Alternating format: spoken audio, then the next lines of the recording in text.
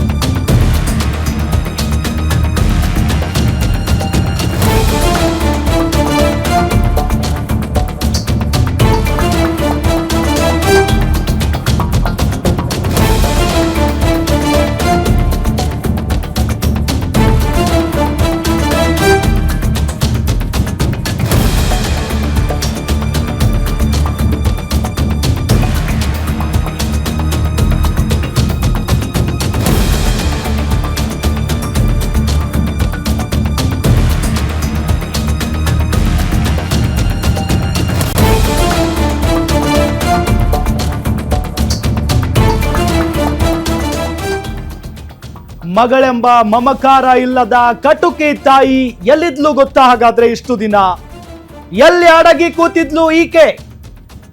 ಪೊಲೀಸರಿಗೂ ಸಿಗದೆ ಕಳೆದ 3 ದಿನ ಅಡಗಿ ಕುಳಿತುಕೊಂಡಿದ್ಯಲ್ಲಿ?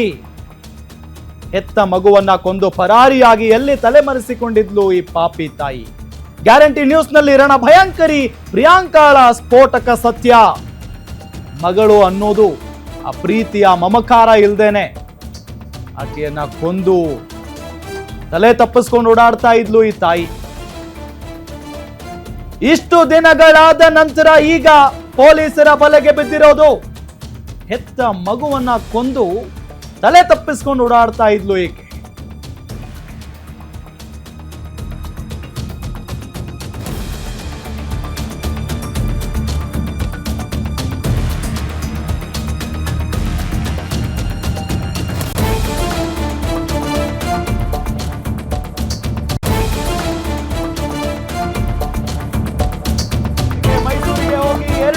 ಈಕೆ ಅವಿತುಕೊಂಡಿದ್ಲು, ಅಂದ್ರೆ ಅಲ್ಲಿ ಕೂತ್ಕೊಂಡಿದ್ಲು, ಬಚ್ಚಿಟ್ಕೊಂಡಿದ್ಲು. ಬಳಿಕ ಹಾಸನದ ಸಕಲೇಶಪುರದಲ್ಲಿದ್ದಾಗ ದುಡ್ಡು ಖಾಲಿ ಆಗ್ತಾ ಇದ್ದಂತೆ ಫ್ರೆಂಡ್ ಮನೆಗೆ ಈಕೆ ಎಸ್ಕೇಪ್ ಆಗಿದ್ಲು. ಮೊನ್ನೆ ರಾತ್ರಿ ಶನಿವಾರ ಸಂತೆಯಲ್ಲಿ ಸ್ನೇಹಿತರ ಮನೆಯಲ್ಲಿ ಉಳ್ಕೊಂಡಿದ್ಲು ಪ್ರಿಯಾಂಕಾ. ಬಳಿಕ ಆಪ್ತರೊಬ್ಬರಿಗೆ ಕೊನೆ ಕಾಲ್ ಮಾಡಿದ್ಲು ಈ ನಟೋರಿಯಸ್ ತಾಯಿ. ಪ್ರಿಯಾಂಕಾ ಕಾಲ್ ಮಾಡ್ತಾ ಇದ್ದಂತೆ SI ನಿಂಗರಾಜು ತಂಡ ಈಕೆಯನ್ನ ಅರೆಸ್ಟ್ ಮಾಡಿದೆ. ಪ್ರಿಯಾಂಕಾ ಮೇಲೆ ಕಣ್ಣಿಟ್ಟಿದ್ರು ಪೊಲೀಸ್ನವರು.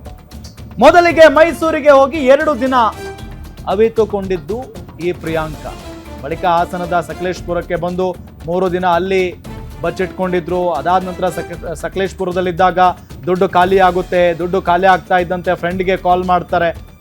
ಮೊನ್ನೆ ರಾತ್ರಿ ಶನಿವಾರ ಸಂತೆಯಲ್ಲಿ ಪ್ರಿಯಾಂಕಾರ ಫ್ರೆಂಡ್ಗೆ ಕರೆ ಮಾಡಿ ಅವ್ರ ಮನೆಗೆ ಹೋದಂತಹ ಸಂದರ್ಭದಲ್ಲಿ ಈಕೆ ಸಿಕ್ಕಾಕೊಂಡಿರೋದು. ಪೊಲೀಸರ 3 ತಂಡ ಈಕೆಯನ್ನ ಫಾಲೋ ಮಾಡ್ತಾ ಇತ್ತು.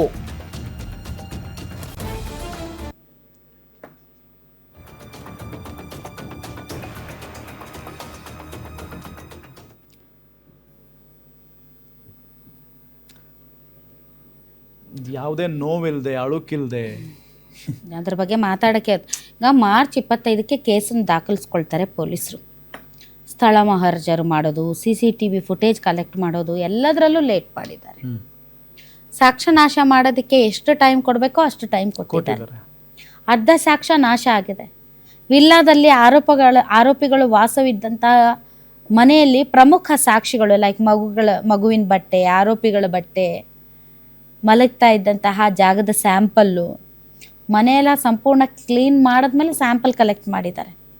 ಅಂದರೆ 45 ದಿನ ಆದ ಮೇಲೆ ಪೊಲೀಸರು ಅವರು ಇರ್ತಾ ಇದ್ದಂಥ ವಿಲ್ಲಾಗೆ ಎಂಟ್ರಿ ಕೊಟ್ಟಿದ್ದಾರೆ. ಹೌದು, ಅಷ್ಟಲ್ಲಾಗಲೇ CCTV ಫುಟೇಜ್ ಎಲ್ಲ ಡಿಲೀಟ್ ಆಗೋಗಿದೆ.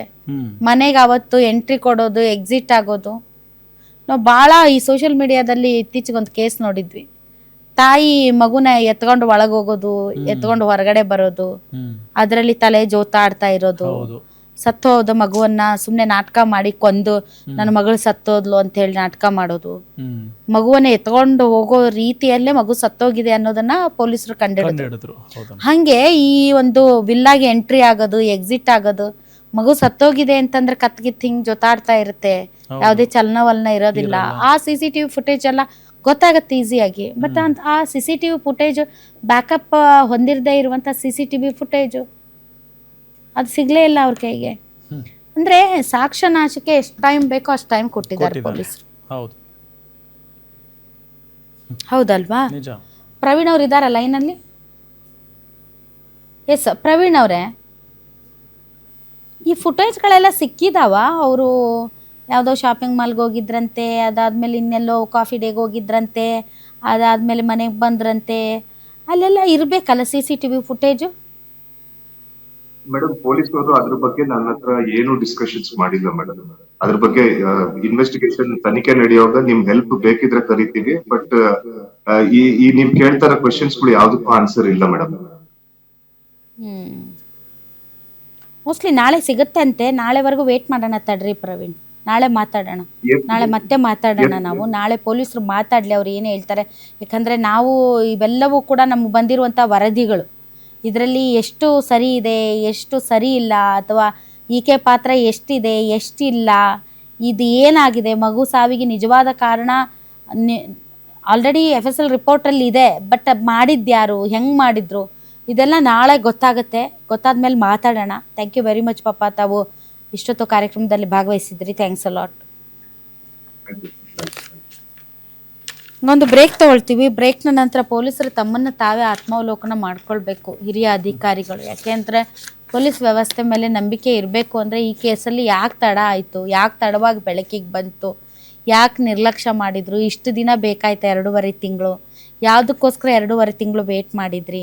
ಈಗ FSL ರಿಪೋರ್ಟ್ ಬಂದ ಮೇಲೆ, ಅದು ಗಂಡ ಬಂದು ಮತ್ತೆ ಕಂಪ್ಲೇಂಟ್ ಮಾಡಿದ ಮೇಲೆ ಯಾಕೆ ಈ ಇನ್ವೆಸ್ಟಿಗೇಷನನ್ನು ತಾವು ತೀವ್ರಗೊಳಿಸಿದ್ರಿ, ಈಗ ಯಾಕೆ ಅರೆಸ್ಟ್ ಮಾಡಿದ್ರಿ, ಈ ಕ್ವಶನ್ಸ್ ಕೇಳಲಿಲ್ಲ ಅಂತಂದರೆ ವ್ಯವಸ್ಥೆ ಸರಿ ಹೋಗಲ್ಲ. ಹಾಗಾಗಿ ನಾಳೆ ಇದಕ್ಕೆ ಉತ್ತರ ಕೊಡಿ ನೀವು ಪೊಲೀಸರು, ಯಾಕೆ ಲೇಟ್ ಆಯಿತು.